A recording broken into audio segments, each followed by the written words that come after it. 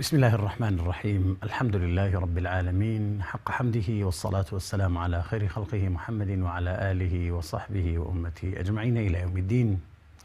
بنراني برز خوشويست مسلمانان رجواناني عزيز لهرشن وهرجاكن. السلام عليكم ورحمة الله وبركاته. العلقيكين وي برنامج گفتگوی رمضان بخدمة دقينا وبهي رمضان خواهي گەورە پروردگار وسود من بوني وي برز خوشويستيش لا برگە و بابەتەکانی برنامج كمان. وەک دەزانن هەموو کات و ساتێک مامۆستایانی ئاینی وتاربێژ یان بانخوازانی ئیسلامی ڕۆڵ و کاریگەری تایبەتیان هەیە لەسەر ئاڕاستەکردنی خەڵکی، لەسەر بڵاوکردنەوەی چاکە بەرگریکردن لە خراپە، بەڵام لە ڕەمەزاندا زیاتر. لە ڕەمەزانیشدا وەگەزانین جگەوەی کە مسلمانان سەرقاڵن پابەندن بە پەرستشەکانەوە هاچۆکردنیان بۆ مزگەوت، یەکێکی تر لەو شتانەی کەوە پێوەی سەرقاڵ ئەبن یان ملزەم ئەبن پێوە گەردنگیر ئەبن پێوەی گوێگرتنە بۆ وتاری مامۆستایان و گوێدانە بە ئامۆژگاریەکانیان. وتاری مامۆستایان چەنە کاریگەری دروستەکەن؟ ئایا وتار چییە؟ وتاربێژی سەرکەوتوو کێیە؟ چ جۆرە وتارێک پێویستە ئاڕاستە بکرێ؟ ئایا خەڵکی چۆن ئیستیفادە لە وتارەکان بکە؟ ئەمانە و چەند بابەت و پرسیارێکی تر لە حەڵقەی ئەم جاری بەرنامەکەمان گفتوگۆ ئەکەین لەگەڵ بەڕێز جەنابی مامۆستا دکتۆر محەممەد عەبدوڵڵا پێنجوێنی. مامۆستا بەخێر بن. سپاسانەکەم. مامۆستا ئەمەوێت سەرەتا بپرسم، ئایا وتار بەچی ئەوترێ و بە چ شتێ چ جۆرە قسێک ئەوترێ وتار؟ بە ناوی خوای بەخشندە و میهرەبان،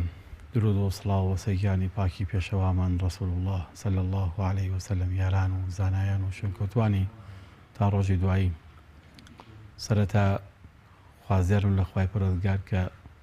لەگەڵ تێپەڕبوونی دوا ساتەکانی ئەم مانگیە پیرۆزەدا کە مانگی ڕەمەزانە، خوای گەورە تاعاتی هەموو مسلمانانی قبوڵ کردبێ و تێکەیەکی مسلمانان و ڕۆژوگران لەگەڵ تەوابوونی ڕۆژەکانی مانگی ڕەمەزانە لە پرۆسەی ڕۆژوگرتندا گەشت بن بە ئامانجی ئازادبوون لە ئاگری جەهەنەم ئینشاءالله. لە ڕاستیدا حەقیقەتێک لەو حەقیقەتانەی کە پێویستە بیزانین ئەوەیە کە شریعەتی ئیسلامی یەکێک لەو جوانیانەی کە لە ژیانی مرۆڤ بەرپای کرد لە دوا ساتەکانی دابەزینی وحی بۆ سەر زەوی، بریتیوە لە دابەزاندنی سیستەمی ئادابەزنی شێوازی گوتاردان لە ڕۆژێکی تایبەت لە هەفتەیەکدا کە ڕۆژانی جمعە بوو، بە شێوازێکی فەرز، بە شێوازێکی واجبانە، بە شێوازێکی پەرستشانە لەسەر مسلمانانی فەرز کرد کە ئەبێ هەفتەی جارێک کۆبوونەوە پێکەوە یەکێکیش لەوانە لە خۆیان کە زاناترین کەسی خۆیان بێت جۆرە لە بیرخستنەوە و جۆرە لە ئاراسەکردن و جۆرە لە ڕاگەاندن لەگەڵانە ئاخاوتن بکە. ئەمە یەکێکە لە جوانەکانی پەیامی ئیسلامی، وەکو یەکێک لە نووسەرەکان و لە بیرم بێ نووسەرێکی بیانیە کاتێکە لەسەر بابەتی ئیسلام ناسی خۆی ئەسڵ ڕۆژهەڵات ناسە لێکۆڵینێکە کاتۆ لەسەر ئیسلام و زیرەکی دینی ئیسلامەڵێ ئاینی پیرۆزی ئیسلام ئاینی ئیسلامەڵێ ئەڵێ ئاینی ئیسلام ئاینێکی زۆر زیرەکە. ئەگەر هیچی نەبێ هیچ پێگەیەکی تری ڕاگەاندی نەبێت، تەنها مینبەرەکانی جمعانی هەبێ ئەتوانێت هەموو جیهان داگیرکە. ئەگەر تەنها بەس مینبەرەکانی جمعانی هەبێ ئەتوانێت هەموو جیهان داگیرکە، چونکە هێندە زیرەکە و هێندە شێوازەکەشی ئاراسەکردنەکەی هێندە کورت و مختصر و شێوازێکی جوانی هەیە، هەموو دڵێک ئەتوانێت لێوە لەگەڵ ئەوە گوتارەدا خۆی یەکانگیر کە و جێ بێتەوە. ئالێرەوە جام قسم مقدمەم پێشەکەم بۆ ئەو بوو کە خودی وتار یا خودی خوتبە بە عەرەبیەکەی یان وتار بە کوردەکەی یا گوتار بە زبانی کوردی ئێستای خۆمان لە زبانی عەرەبیدا ئەسڵەکەی خوتبەیە، وشەی خوتبەمان هەیە لەگەڵ خیتابمان هەیە. خوتبە مەستەرێکی مجەڕەدە، خیتاب مەستەرێکی مەزیدە. ئەگەر هەمومان نزانین بابی فەعەلەمان هەیە، قاتەلە یوقاتیل و مقاتەلەتەن و قیتالەنمان هەیە کەوابوو خاتەب یخاطب مخاطبەتەن و خیتابەن، بەڵام خەتەبە یەخطب خوتبەتەن. ئەم خوتبەیە مەستەری مجەڕەدە، بەڵام خیتاب مەصدەری مەزیدە. بۆ یەکە خوتبە لە زبانی عەرەبی ئاگە بچین بۆ لوغەت و بۆ ئەسڵی زبانەکەی تەوجیه الکەلامی نەحو الغەیر، هەر کەسێک قسەیەک ئاراستەی کەسێکا پێڵن خوتبە. بەڵام خیتاب مبادلة الکەلامی مع الغەیر، خیتاب ئاڵوگۆڕکردنی قسەیە لەگەڵ بەرامبەردا. بۆیە خوتبە خیتاب نییە، خوتبە تایبەتمەندی خۆی هەیە. کاتێک خوتبە ئەبێ بە خیتاب، ئەو کاتە خوتبە نەبوو بوو بە خیتاب، ئەوە بەرامبەرەکەش قساکە. طبعا ئەگونجێ خوتبە بگۆڕێ بۆ خیتاب، بەس خیتابش ئەگونجێ بگۆڕێ بۆ خوتبە. هەردووکیان پێکەوە توانن تێکەڵ ببن لە ئالەمە قۆناغێکە. مەبەستەکە لەوەیە کە ئەڵێن خوتبە وشەی خوتبە کەوابوو بریتێ لە ئاراستەکردنی قسە بۆ بەرامبەرێک وەڵام چه ئاراستەکردنێک هەموو خوتبەیەکە تۆ قسەیە کە ئاراستەی بەرامبەر یەکەی پێویستی بە سێشت هەیە. یەکەم پێویستی بە لایەنی زبانی هەیە، ئەو زبانی کە پێ ئاراستاکەی. دووهەم ئەو واتایی کە بۆ ئەو واتایی کە لای تۆ هەیە بۆ ئەو کەسی کە ئیگوازی تۆ بەرامبەرەکەت ئایا ئەم معنایە لە لای ئەو زانراوە یان نەزانراوە. چونکە دایمەن وشەی خیتاب لە پێش هەموو شتێک خیتابی ڕوحە، ئیثارەی وروجاندنی عاتیفەیە، سۆزە لە ناخێکەوە بۆ ناخێکی تر. ئەبێ خۆت ئەو شتێک کە ئێڵێ لە خودی خۆتا بەرجەستە بوو بێ ببەتە سۆز بۆ تۆ تا بتوانی سۆزی بەرامبەریشتی پێ ئاراستە بکەی. بۆیە هەموو خوتبەیە کاڵێن خوتبە ئەگەر زبانێشت تەواو بوو بەڵام قۆناغی دووهەمی قسەی دووەم ناتە جێگە کە بریتە لەوەی کە ڕۆحی خۆت پێی ئاشنا نەبوو بۆ معنایە وەکو چۆن لە لای خۆت معلومە نەتوانی ئاوا بەرامبەریش لە لای زانراوکەی نابێتە خوتبە. خوتبە قسەیەکی بەسیط، قسەیەکی بگوڵن قسەیەکی طبیعیە، کەلامە، بەس خوتبە نەبوو. بۆیە خوتبە خوار کەلامە. بۆچی ناوەکەی گۆڕاوە؟ ئەم سێشتە سەرەکیەی هەیە کە ببێ ئەو معنایە لە ناخی تۆدا یەکەم شت بەرجەستە بوو بێ، بە جوان لێ حاڵی بووبی، خۆت لەگەڵ ڕۆحتە ئاوێزان بوو ئەمجا کە ئاوێزان بۆ توانم بە خەڵکی بڵێم. هەتا شتێک ئاوێزان نەبێ لە ناخی خۆمە ناتوانم بیکەمە خیتاب، بیکەمە خوتبە. سێهەم شت ئەبێ ئەو شتێکی ئەڵەم بەرامبەرەکەم لە دەستەواژەیەکا بیڵم کە لە ئاسی بەرامبەرەکەم ئابێ. ئەو دەستەواژانەی کە بەکاریانی هێنم دەستەواژەی بازاڕی نەبن، دەستەواژەی تایبەت بن بۆ گەیاندنی واتایە کە ناخیمی هەژاندووە بۆی ناخی تری پێ بەهژێنم. بۆیە هەموو وتار بێژێ خوتبەیەک پێویستی بەم سێشتە هەیە. بۆیە کاتێکاچینە وەلای زانایانی لوغە ئەڵێن هەر کەسێ بێتە خەتیب هەموو کەس خەتیب نییە، هەموو کەسێک متکەلیمە، حتا توانین بڵێن کەسێکیش عەقڵی نەبێ هەر متکەلیمە، بەڵام هەموو ئینسانێک خەتیب نییە. خەتیب ئەبێ ئەم سێواتایە لە زاخیا لە بەرجەستە بکە جاو کاتە پێڵەن خەتیب. بۆیە کاتێک گەر هاتوو خوتبەیەکە مندا کەلیمەیەکە وت کەلیمەکەی ئیرتیجاری وتم قسەی بازاڕیم هێنان نەقڵ کرد لەو شوێنەدا خوتبە نییە، ئەوە کەلام بوو. ئەوە جملەی مفیدی بۆ وتم، من بێدەنگ بووم لێی، بەڵام نەتوانین کاریگەری لەسەر ناخم دروستکەی. بۆ ئێستا وتار ئەگەر چین بۆ سەرنجی ئێستا بە وتاری ئێستا چونکە ئەم سێ معنای تێدانە لە زۆربەی موقعەکانە کاریگەری دروست ناکا، چونکە وتارەکە لەم سێشتۆ سەرچاوی نەگرتووە. هەمومان لەسەر قەڵەم لەسەر پێ و لەسەر ڕێوە مامۆستا وتار حازرەکە، نەک ئەو شتانە بێت کە خودی خۆی پێجەکە پێشتر پێ هەژاوە لە ناخی خۆیان بۆتە ئەسڵ، بۆتە فعل، بۆتە کردار، بۆتە ڕنگ، بۆتە وتار، بۆتە فکر، بۆتە ئاراستە. ئەمجا ئینسان ناتوانێت لە ناو خەڵکە ئاراستەی کاتەوە. بۆیە ئەڵێن قسەیەکی جوان هەیە، ئەڵێن هەموو خەتیبێک پێویستەکە بۆ هەر وتارێک بەلای کەمە 3 دانە سەعات استغراقی ڕۆحی هەبێ. استغراقی ڕۆحی یعنی چی؟ یعنی 3 ساعت دانیشی لەگەڵ ئەو وتارەی خۆتا تۆ هەماهەنگی بکەی. چەند لەگەڵ ئەو وتارەی خۆتا تۆ هەماهەنگیت. بۆیە کە ئەبینین زانەکانی پێشینی ئێمە ڕەحمەتەمان ئەم بە لوغەتێکی تر، ئەمە بە زبانێکی تر، بە زبانی پێشین ئەگوت ئەو شتانەی کە ئەڵێ بە کردار ئەجێبەجێکەی، بەڵام خۆی ئەسڵی فعلەکە ئەمە معناکە ئەوە نییە، بە کردار جێبەجێکردنەکە ئەوە ئەثەرەکەیەتی. ئەسڵی شتەکە ئاوێزابوونی ڕۆحیە پێش هەموو شتێک. ئەبێ لەگەڵ ڕۆحمە ئاوێزان ببێ. ئەو شتە من قەناعەتم پێ هەبێ جای ئەڵێ بوو بە قەناعەت، بوو بە فکر، بوو بە نەس، بوو بە حەرەکە، ئەمجا بە خوتبە، ئەمجا توانم ئاراستێکم. بۆیە کە خوتبە تایبەتی خۆی هەیە. بۆیە ڕەحمەتی خوا لە زانایانی پێشینمان بێ، یاخو بڵێم لە زانەکانی لە سەدەمی خلافەتی ئیسلامی، دوای خلافەتی ئیسلامی، ئەوانەی کە خەتیب بوون کەسانی نابیغە و هەڵکەوتوو، ئەوە زبانی زۆر پارا بووایە، ئەوە دەستەواژەی زۆر نایە و جوانی بتوانیان ڕێک و پێک ڕێکخا. ئێستا ئێمە ئەوەی کە لە ڕاگەیاندنەکانە ئەیگەین شۆرە جمعەکان دانیشە هەر هەمان تەلەڤیزیۆن چی وتووە، هەمە قسە لە ڕاگەیان لە مزگەوت بینیتەوە. دیکەوا بوو خرافەکە ئیمامی مزگەوت و خەتیب هەمان دەستەواژەی بازاڕە هێنەی خا بە خوتبە. نابێ وابێ، ئەبێت دەستەواژەی خۆی هەبێ بۆ ئەو بعد ئەواتایە. کابوو مامۆستا ئەتوانین بڵێن هەم بەپێی ئەو مقدمەیە کە جەنابەت باست کرد، ئێمە خیتابی ئیسلامی یا وتاری ئیسلامی لەگەڵ وتاری ئاخرین غیری ئیسلامی جیاوازی فەرق و جیاوازی هەیە. یەکەم بەوەی کە وتاری ئیسلامی لە ڕێی وحیەوە لە ئەسڵدا واجب دانراوە، ئەمەش ئەگەڕێتەوە بۆ ئیلاهیبوونی ئیسلام کە شتێکی تر لە پشتیەوە نێجگە لە خوای گەورە و پەروەردگار کە پێغەمبەریش لە ڕێوە ناردووە عەلەیهی سڵاو وسەلام، و دیارە پێغەمبەریش یەکێک لەو شتانەی کاریگەریە بۆ لەسەر خەڵک لە ڕێی وتار و زمانیەوە بووە. دوام ئەوەی کە جەنابەت ئاماژەت پێ کرد کە خەڵکی باش تێ بگە، وتاری ئیسلامی دەبێت ئەو کەسێک کە وتارەکە ئەڵەوە کۆڵێ ئەو وتارە لە خۆیدا بوێتە حاڵ، خۆی پێگرت بێ اینجا توانێت کاریگەری لەسەر خەڵک دروستکە. من ئەمەوێ بزانم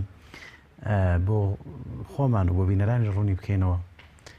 چی کاریگەریەک دروستە کاوتار بەتایبەت ئەوە کە ئێستا لە ڕەمەزانە غەیری جمعانیش لە مزگەوتەکانە لە رادیۆ تەلەڤیزیۆنەکانە لە زۆر گوێمان لێبێ لە زۆر گوێمان لێبێ ئایا چ کاریگەریەک بەجێ ئێهێڵە؟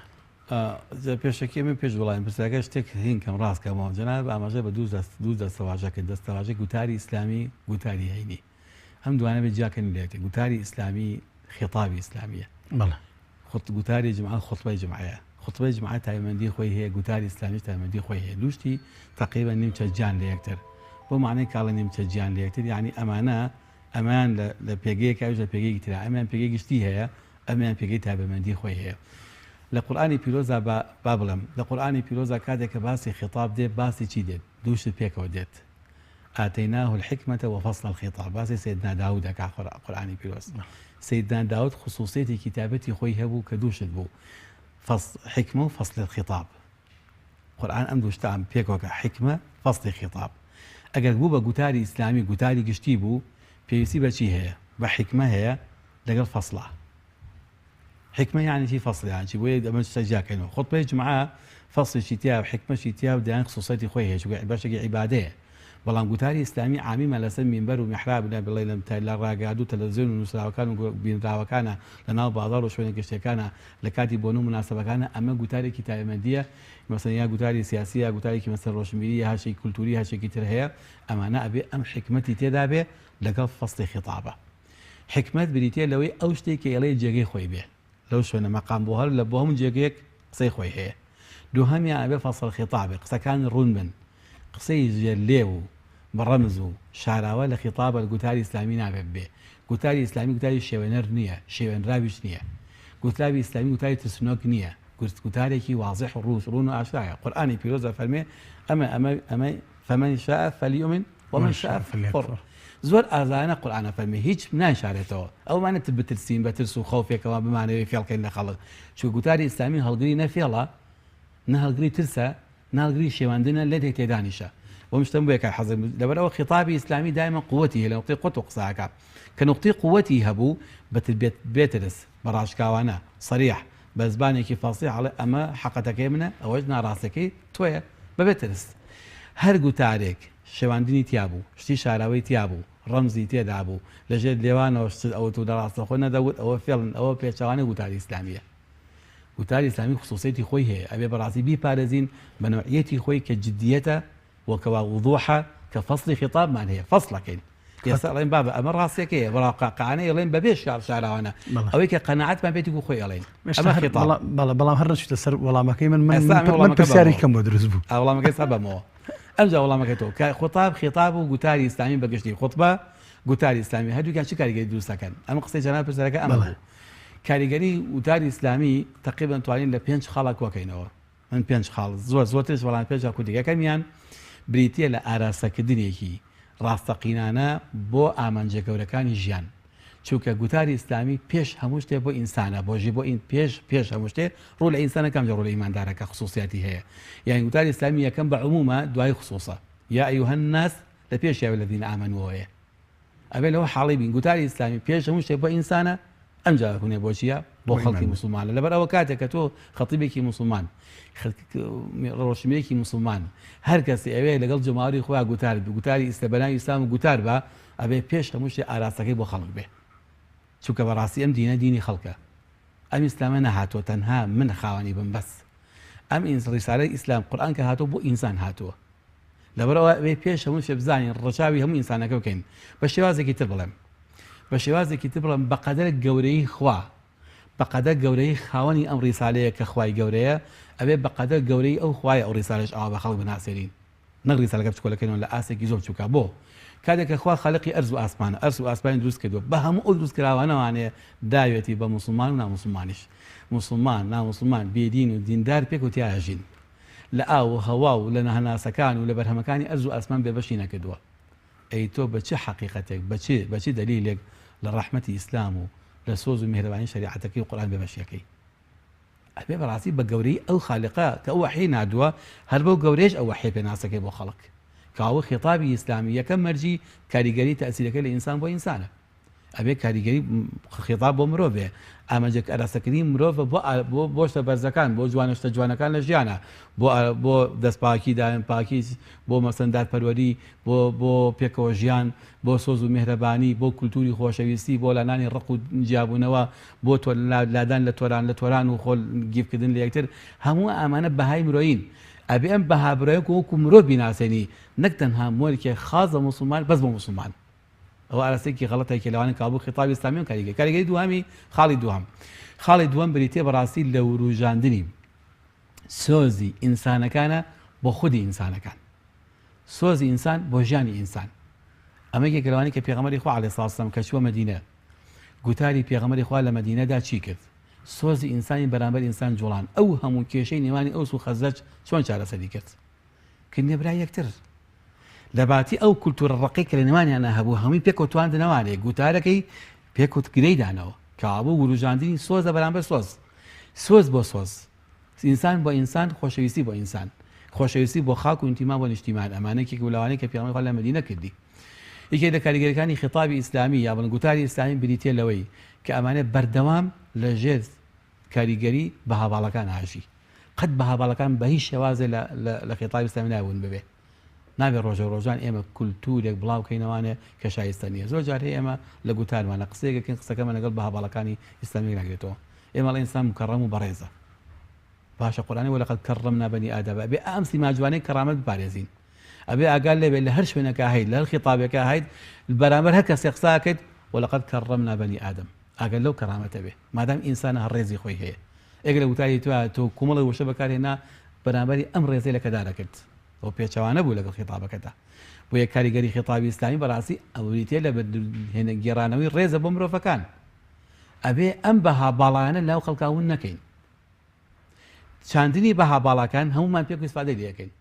ئەگەر ئینسان هەمووی بەڕێز بێ هەمومان بەڕێزە بین کابووم بۆ چونکە من ئەگەر ڕێز لە بەرامبەری خۆم گوێت تۆ ڕێز نەگریتەوە بەهاماکە کابوومان بەڕێزی کاتێ من بێڕێز تۆم سێگە تۆ بێڕێز مسێرەکە کاتە سەر کێشە بۆ جۆرە لە دایمە نیقاش و کێبەرکێ و ئینخراف و انقشاق اجتماعی بۆیە کۆمەڵگەمان پەرتەوازاکەین بەردەوام ئێستا ئامۆز ئەی کێسە لە عالەمی ئیسلامی بینی هەمووی خەتای ئەوەیە کە ئێمە لامانداوە لە ئامانجی سەرەکی خێتابی ئیسلامی لە کاریگەری گرنگەکانی کە بەرجەستە نابێت لە کۆمەڵگەیە خاڵی چوارەمم بەڕاستی بریتێ لەوەی کە خولانەوەی کوتاری ئیسلامی خولانەوەی مرۆڤەکانە کۆکردنەوەی مرۆڤەکانە لە دەوری بەرژەوەندە گشتیەکان ئەها کاتە جمعە کوانەکەی بۆچی کوانەکەیتەوە لە مەذهبی شافعی یا ئیمام شافعی ڕەحمەتی خوای لێ بێ ئاخوا قسەیەکی زۆر بەهێزی هەیە فەرمێ بێ لە شارێک یەک جمعە بکرێ طبعا قسەکەی بەهێزی قسەکەی ئالێرایە خۆی یەک جمعە بکرێ ئێستا مەحاڵە بەڵام فەرمێ بۆیە چی یەک جمعە فەرمێ چووکە بێ مەحافظی شار ئەبێ ئەو کەسەی کە پێ وتێ والی لە وڵاتەیە لەو شارەیە کە پارێزگاری شارەکەی ئەو خەتیب بێ بۆ ئەبێ ئەو هەفتەیە چی پێویستەکە بۆ ئەو شارە لە بەرژەوەندی خەڵک ئەوان پێ بڵێ ئەمە ئاراستەیەکی لە ئاراستەکردنێکی جوان کە جەنابی پارێزگار دێتە سەر مینبەرەکە دوای سڵاو لە خەڵکەکەی ئەڵێ خەڵکینە ئەم شارەی ئێمە پێویستی بەمە هەیە یەک دوو سێ چوار ئەم ڕۆژانەمان ئەمە ڕوویدا ئەم کاران ڕوویداوە پێویستیکە ئاوکەین ئەو چارەسەرەکانێتی کابوو وتار بەڕاستی خۆی لە خۆیدا بۆ چارەسەرکردنی عیلاجە بۆ بەرژەوەندی تحقیقی بەرژەوەندی گشتیە ئەم کارێکی دووسەکە ئێمە ئەمە لە خیتابی ئیسلامی دەرهاتووە ئێستا گوتاری ئیسلامی ئەمەی لێ دەرهاتووە تقریبا بەڵام زۆری بە ئەندازەیەک کاتێککە لێ دەرهاتوە ڕۆحە سەرەکی گودار زۆرن بەس بەرهەمی زۆر کەمە چونکە ناتوانێت لەو چوارچێوە کۆکاتەوە ئەخیر خاڵەمەڵم لە کاریگەریەکانی گوتاری ئیسلامی بەڕاستی بریتێ لە یەک شت کە لە زۆر جێگەدا بڵن لە زۆر عادیای ترە نەقسێکی گەورەیە کەویش بریتێ لە دروستکردنی ئەو پێگە کۆمەڵایەتی کۆمەلگا ئێمە ئەڵێن کۆمەلگا هەموومان کۆمەلگامان خۆشەوێ کۆمەلگا چۆن دروستەکەین ئەڵێن کۆمەلگەی مەدەنی چۆن دروستە بێ ئەمانەوێت شارێک بێ شارێکی ئامین چۆن دروستەکەین ئەمانەی وڵاتەکەمان ژینگەیەکی لەبار بێ بۆ ژیانی هەمومان چۆنێکەنە ژینگێکی لەبار بە تووڕەبوون و بە تۆقااندن و بە تەساندن نییە ئیسلامە فەرمێت باشترین ژینگەیەکی لەبار بۆ ژیانی هەموو کۆمەلگا کە کۆمەلگەیەکی سەلاری تیابژی بریتێ لە ژینگەیەکی پڕ لە ئەمن و ئاسایش ئەبێت بەرژەوەندەکان ئەمر و ئاسایش کە ئەمە تحقیقەکە لە کۆمەلگا خۆتبە بەڕاستی بۆ دروستکردنی ئەمنە بۆ دروستکردنی ئاسایشی کۆمەلگایە کە ئەتوانین بڵێن ڕێگەی چێگرێتەوە بەشێکی هاوکارێکی باشی ئاسایشە بۆ داویکردنی ئاسایشی کۆمەڵایەتی لە زۆر بواری دەرونی بواری نەفسی دەستە خۆش بێ ئێمە من حەزەکەم ئەوەی کە بۆم دروست بوو لە قسەکانی پێشووترا لەسەر مەسئلەی وتاربێژ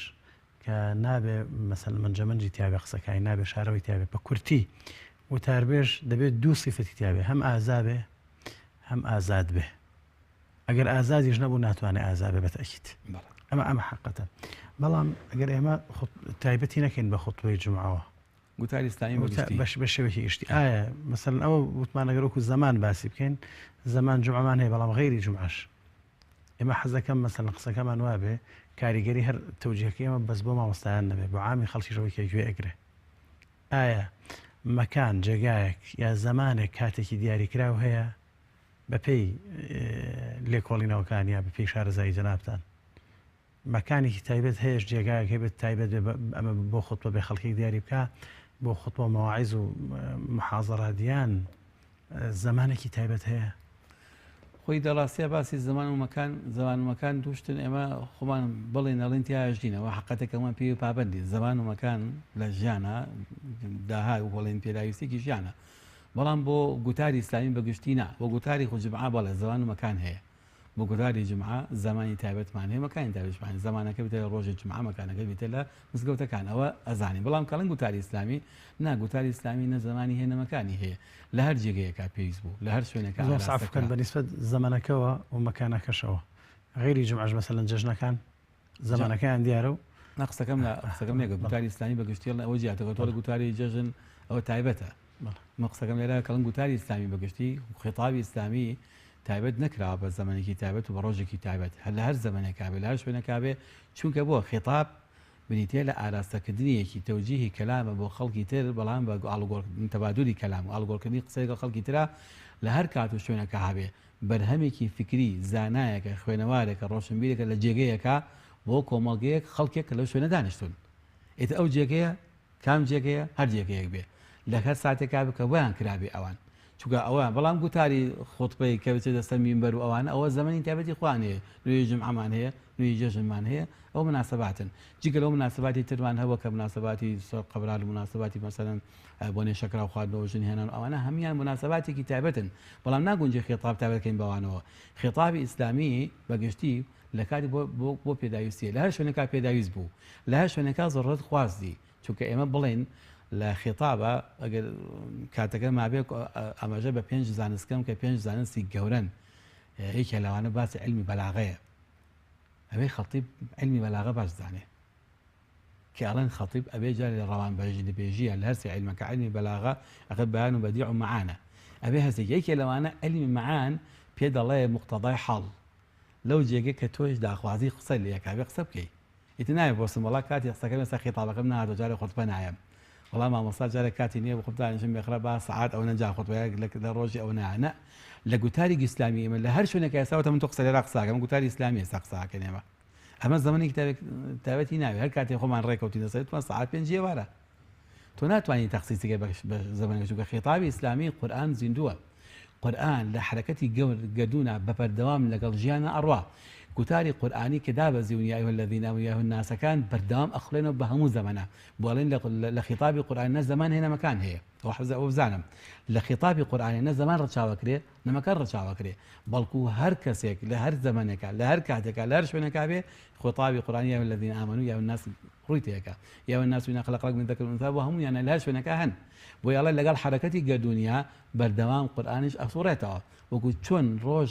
ئەزمامە دەوری ڕۆژە ئەسوڕێتەوە قورئانیش بە دەوری هەموو زەمانەکانە لەگەڵ خێتابەکانی ئەسوڕێتەوە بەردەوامە لەگەڵ ئەو حرەکەتەیە دە ئێمەش کە بەڕاستی کە ئەڵێن نوێنەری ئام قورئانین ئەمانەی قورئان گەینی بە خەڵکی و خێتابی ئیسلامی لە ڕێگەی لەسەر چاوە ئەسەکەی کە قورئانی پێوە سنەی پێغەمبەری خوا بیگەینی بە خەڵکی ئەوێ وەکو ئەو قورئانە بەردەوام لەگەڵ زەمانە دەورانکەین لە هەر شوێنەکە پێویستیان بە خێتابی ئێمە هەبوو جێگەی قسەی ئێمە هەبوو قسەی خۆمانەکەین ئەمجا ئەم زەمن تایبەتکردن بەڵام چیمان پێویستمان بە علم بەلاغە هەیە ئالەو شوێنەدا ئالەو جێگەیەدا من چی ئەڵێم وە چۆن ئەڵێم وەچ دەسەڵاژەی بەکارهێنم ئەمە سێ علمی گەورن علمی بەیان و بەدیع و مەعانە کە هەموو پێویستە پێویست ماوەسای پێویست پێ زایدە علمی لیسانیاتی پێویستە علمی لیسانیات تەنها ئەوە نییە توانم عەرەبی تەرجەمەکەم بە کوردی کە ئێستا خەلەلی گەورەی زۆر بێ خیتابی ئیسلامیە ئەوەیە لە ڕۆحی لوغەت تێگەشتە بم هەموو لوغەیەک علمی ئەسراری علمی لوغەمان هەیە کە تەرجەمە لە زبانێ بۆ زبانێکی تر بەڵام لەو لاوانێ علمێکی ترمانە کە علمی ئەسراری لوغەیە ئەم علمی ئەسراری لوغە زانستێکە ئێستا ناخوێنرێ بەڵام لە سەدەمی پێشوی ناخوێنراوە مثلا هەموو کاتێ وتویانە هەر کاتێ عین و شین و قافێکە کۆبوونەوانێ حتما ئەو معنایە شتێکە ئیلا ڕقە ئیلا ڕقی تێدایە بە زەبرز ئەچێ دەینجا کە ئەمە پێوترە علمی اشتقاق علمی تەقیم اشتقاق علمی دلالێ پێسا ئێستا لە زانکۆکانی ئەوروپا بە علمی دلالە خوێنرێ لە هەموو زانکۆی ئەوروپیا ئەو کەسێک کە ئەبێتە مەحامی ئەو کەسێک کە ئەبێتە مەسەلەوە بڵێن دادوەر ئەو کەسێک کە بێتە مامۆستا ئەو کەسێک کە ئیشی بێژەری ئەکا لە شوێنەکە بێ علمی دلالە بخوێنێ چون علمی دلالە پێڵێ ئەوە ئەسراری ئەو لوغەیە ئەم وشەیە چییە بە کورتەکەی پێ بڵم قورئان ناوی ناوە لەحن القول کە علم نفسی کەلامیە وعلم نفسی وكل لغوية أما براسي ناسي لغة لا خوينوي لغة كأما لا أمام إنجليزي بينا دا بداخل ولا مدرسة وكوليج كاني أما دا تدا سام علم ناخوين بيش خوين بلاوازي هي كأما ضرورته بيداويستية كلا حاجة كان خطاب إسلامي ما ويكاد كتو يدقق ترجمة كي لو شيء كي بكردي أخوتنا وني بكي بوشا كودجا زي آية أو روحك العربية كلا كودجا ما هو تو لمعنى عربية إيحاء عجيبي هي وحيه لقضعه كيف يلن روحكي كيف يلن بدي أوديبي كمعنى كي أوديبي أي أو معنى أوديبي لكودكتا ماوتو يانا ماوتو كان هيش كوابو أما تواني لسان علم لسانات النبو زانستي زبان باريزيد نية شيء كتير معنى هي كعلمي كيزوا جرينجا كبراسي نظرية تواصل لخطاب إسلامية أم قصة بيغمران عليهم الصلاة والسلام لقرآن سنجيبه كذا كروك أنا خلق لقال خلقها برام مباشرا تواصل برابريتي لقالها دائما شي هي بركوتن وبيكوبون وتكلهبون تواصل نظرية تواصل لخطاب إسلامي برقرارة نابع خطاب إسلامي لشاشية كي وش كبرين وبيا بو خلقك مثلا النبي باجواي برك لقالها تكلهب بي أبي لبردم تعبن وبيت خطاب تعيش قلت تقول لقالها يعني سأم وقصاني إيه ما مثلا بوي زندو تربوايا لبن زمان جماهيرك هبوايا او جماهير جبت على ايما لدى الجامع قصة اوانج مناقشه كان بكدينا اما روحيتي خطابه شو خطاب اسلامي هيك لمعنى كان اوي الا تواصلها به لبشتي شاشه وبدنا قصه كدن او خطابك مردوه خطاب زندوتي اسلام دا خوازي اول لك ابو يا جمعه زندوه شو خلقك لك غلطه حاضر ولا به اهان لسدمي سيدنا عمر خلص الكامل هذا الجمعه يقول لنا والله لا نسمعك صاكه أما قصي إيه ما لو ثاني كهي براسي نظرية بيلن تداول نظرية تداولي نازم بالله مسادر فت ما وقصي كي سبب كم والله قلت تزق بخير اللي بري نظرية تداولي بريتين نظرية تداولي بديل بيدانو وقتنو بيدانوا أبي لك خلوا بالقرم بدا ما بخلق لخطاب إسلامية أمشتبه القرارة خطيب يا خطاب كمقصا كم بو خلق أبي لنا خلق بيجي من خلق شد ورقة المعلومات لا من بيت ببي بزانس كي بدون بخلق أو لا أو هي من ولا يقرم لا يقوم خم قاف بك ودم بو أما نظرية لخطاب إسلامية ليش خطابك ترانية بلام بداخل ولا خطاب إسلامي الرشاوي وحالتان ناكري كبينج أراس بيستوني جوري خطابا هل كاتب يسمع أراسي خطابك بأراسي دقيقة بروا براسي بالرشاوي محلات أنكريت ما ئێستا ئێمە ئەزانین کە ئەو وتارانەی ئێستا بەو شێوێنە یاتان بڵم وتاربێژەکانیش بە هەمان شێوەنین ئەوە باس و بابەتێکی قوڵ و بەرفراوانە بەڵام لەم کات و ساتەیە ممکنە هەندێک وتاریە هەندێک وتاربێژ قسەکانیان بە ئاڕاستەیەک بێ لە بری دامرکانەوەی دڵی خەڵک دڵخۆشکردنی دڵی خەڵک بەعکسەوە جۆرێک لە تەواتر و لە بێزاری خەڵک لە دوو دڵی لە دڵ ڕاوچی خەڵک پەیدا ئەکا بەتایبەت لە هەر يعني مثلا بۆ منە نەقڵکردنی اختلافەکانی کە هەر لە قال و بەلاوەت لە قەدیمەوە یەکلا نەبووەتەوە یعنی یەکلاکردنەوەی لە وتارێکە ئەو بێت بە زۆر بیسەپێنێ دیارترین نمونەمان کە ئێستا هەیە ئێمە ئێستا ئەمڕۆ کە 28 ڕەمەزانەوە خەڵک سەرقاڵی ئەوەیە کە زەکاتی فیتر بدە زكاتی فطر ئێمە ئەزاین مەسئلەیەکی خلافیە کە ئایا خەڵک قیمەت ئەدا یان قوتی وڵات و بەلەدی خۆیدا. ئەمە لە وتارەکانە هەموو ساڵێک لە وڵاتی ئێمە هەموو ساڵێک لە وڵاتی ئێمە لە کۆتای ڕەمەزان هەر لە ڕەمەزان و لە کۆتای ڕەمەزانە کێشە و گرفتێک بۆ خەڵک دروستەکە جەنابەت دەزانی خەڵکێکی زۆر لە پیا و لە ئافرەت ڕوومان تێکەن ئایا چی بکەین. حەزەکەم لەسەر ئەمە جەنابەت ئەگەر بکرێ هەم لەسەر شێوازی گیانەکەی و هەم لەسەر ئەسڵی مەسئلەکە ڕوونکردنەوەمان یەکەم لەسەر شێوازی گیانەکەی ئەگەڕێمەوە بۆ قسەیەکی شێخی ابن تەیمیە ڕەحمەتی خوای لێبێ یاخوا لە مەجموع فتاوایە کاتی خۆی من ساڵی 2000 تقریبا 9 بوو الفتاوی ابن تەیمیە ڕەحمەتی خوای لێبێ تقریبا تا کۆتاییەکەی وازام تەواو کرد ئەگەر هەندێک شوێنی نەبێ کۆمەڵەیە شتی زۆر جوانتەوەی کە لەو شتانێ تەمان شتی تێدایە کە بڵێن زیاد لە حد ماسە زۆر چۆ تێدا بەڵام هەندێک زۆر شتی زۆر جوانی شتی تێدایە یەکێ لەو قاعدە جوانانەیە کاڵێ هەر مەسئلەیەکی خلافی ئەگەر بابەتێک لە بینی زانایانە دوو ڕێی جیاوازی تێدا بوو یان چەند ڕایەکی جیاوازی تیا بوو ناوێ بە هیچ شێوازە بەتی تیا بکەی نایە بڵێ تەنها ئەم ڕایان دروستەوەی تر هیچی دروست نییە مادەم دوو ڕێی جیا بوو ئەبێت تۆ تەنها تەرجیح بی بڵێ ئەم ڕایان لەوانەیە بەهێزتر بێ بەلای من ئەم ڕایان باشترە لەوی تریان بەلای منەوە باشتر وایە ئەمە بکەی بۆ بەڵگە پێم وایە ئەمان بکەی باشترە یعنی یەکێ لەو شتانە کە ئەمە زۆر زۆر جوانە قاعدەیەکە فەرمێتە قاعدە نەس عەرەبیەکەی مەتەواو لەبەر نەبووە کە ناڵم بە عەرەبیەکەی چونکە نەک غەڵەتی تیا بکەم یعنی دقیق ئەوەتانێک کە هەر بابەتی خلافی تیا بوو نابێ وەکو خۆی نەقڵی ئەو خلافە نەقڵکەین سەمیر و بەڵام بەتی تیا بکەین تەنها ئەمە دروستە ئەو بەشێکە لەو غەڵەتە گەورەی کە بەڕاستی لە ئالات قاعدەی علمی لامانداوە یاسای زانستی ئوسولی فقی ئیسلامیش پێمان ئەڵێ لە هەر جێگەیە کاتۆ بابەتێکت عەرض کرد خلاف علمی هەر زانایەک هەر عالمێک هەر فەقیهێک شارەزایی نەبوو لە فقهی خلافی فقهە ئەفەرمێ بڕوا بە زانستەکەی ناکرێ قەڕافی لە فروقە ئیمامی نەوەوی لە کتێبی کەیە خەتیبی بەغدادی چەندها زانە دینەوەری هەموو ئەمانە ئاماژاکەن ابن خەلدون ئەڵێن هەر ئینسانێک هەر عالمێک فەرفەقیهێک ئاگا و ئاشنایی نەبوو بە علمی خلافی فقی واختلافی فقینا ئەزانی سیقە بە علمەکەی مەکەن وەس حەزەکەم ئەگەر لەبەر کاتمانەوە بچینە سەر ئەسڵی مەسەلەکە ئەمە وەکو بڵێن قسەکان لە وتارەکە و لەوتار جمعە بێ ئاگامان لەوە بێ شتێکە خلافی تێدا بوو نابێ بەتی تیا بکەین دووهەم قسەکە لەسەر ئەوەی ئایا مەسەڵەن بابەتێک کە جەناب بفەرمووت ئێستا کە زەکاتی فیتر کابرا کەسەکە بە خواردن بیدا یاخۆ بە قیمەکەی بە لە ڕاستیدا ئەسڵ لە زەکاتی فیترە چینەوە سەدەقەکان خۆراکە ئەسڵ تێدا خۆراکە بێ خواردن بە بەڵام لەو لاشەوانێ کەی خۆراک ئەسڵەتیایدا کاتێک کە حاجە و پێداویستی فەقیرەکە خۆراک بوو لە سەردەمی پێغەمبەری خوا عەلەیهی سڵات وسەلام ئەمومان ئەزانین هەموو زەکاتی فیتر ئەهێنرا بۆ مزگەوت لە مزگەوت کۆ کرایەوە لە دوای نوێژ هەر کەسە بەشی خۆ بێتەوە بۆ ماڵەوە چووە خواری جەژنیان هەموو هەر خۆرما و کەشک و ئەوە بووکە لەوێ هەبوو زیاتر لەوە نەبوو بەڵام ئێستا لەم سەردەمەی ئێمەدا کاتێک کە هەموو ماڵەکان خۆراکی تێدایە هەمومان برنج و ڕۆن و ئەوانەمان هەیە ئەبێ بپرسین لە حاجەی فەقیرەکە ئەم قسەم لە کێوە هێنا ئەم قسەم لە قسێکی شێخی ابن تەیمیە ڕەحمەتی خوای لێبێ ئەفەرمێ ئەگەر هات و مەسلحەتێکی ڕاجحە